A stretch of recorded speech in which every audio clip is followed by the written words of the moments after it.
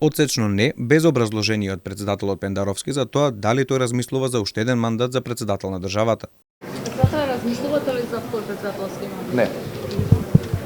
Од кабинетот на Пендаровски залфаја дообјаснуваат кусата негација од председателот, но повторно е нејасно дали името на Пендаровски ќе се најде на гласачко ливче на изборите на пролет.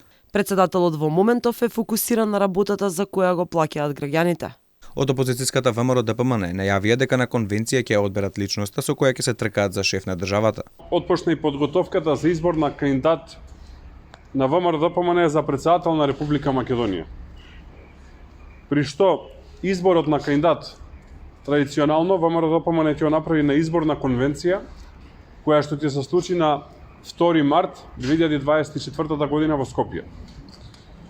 И за избор на председател и за парламентарните избори очекуваме голема историска победа после која што ќе се случат промените во Македонија.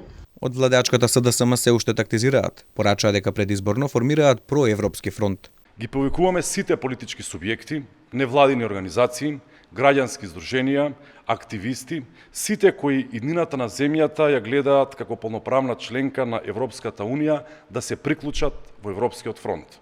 Во јавноста се погласно се шпекулира дека внатрепартиските фракции во СДСМ веќе се борат за тоа кој ќе биде нивниот председателски кандидат, имајќи предвид дека во игра влезе и министерот за внатрешни работи Оливер Спасовски, кој 2 дена по исчезнувањето на ученичката Вања на социјалните мрежи ги соопшти амбициите за нов председател на Македонија.